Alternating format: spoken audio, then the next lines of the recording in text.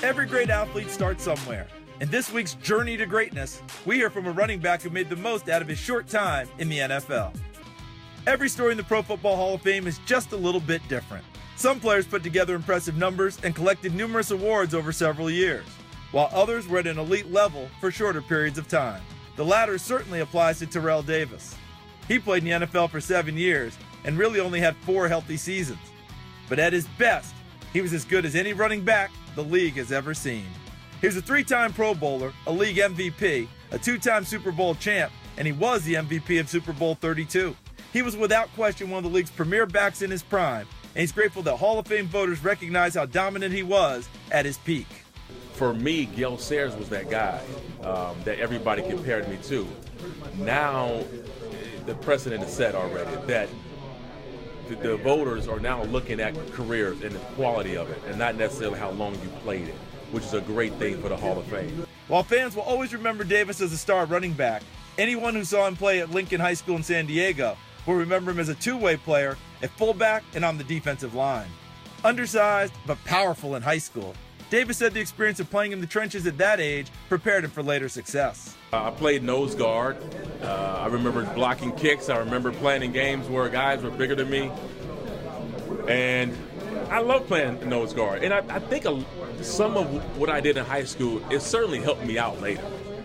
Just for two reasons. I think the physical battling in the trenches as a defensive lineman allowed me to get pretty good upper body strength and be able to just, leverage and power and all that stuff. I think secondly, knowing how defensive linemen think.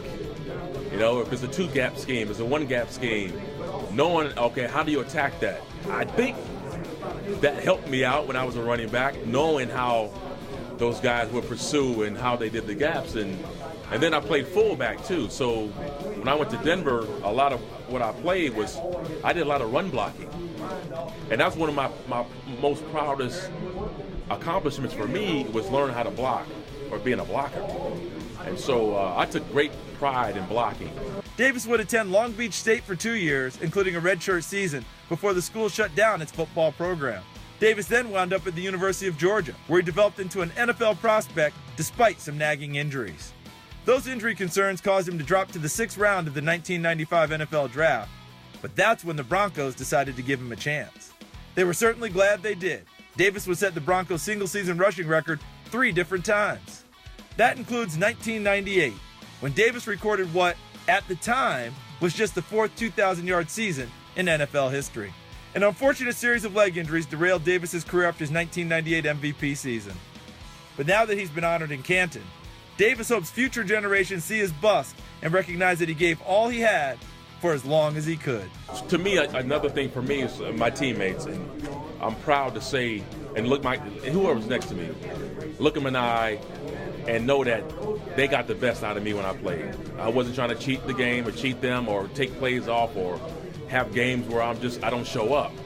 So that's all any player can ask for, is do your best. Bring your best to the table. And whatever happens, happens. I'm proud to say that I did that. And the results, I can't control results. Nobody can control results. The only thing you can control are your actions. So when somebody looks at me and says, man, this guy played, when he played hard.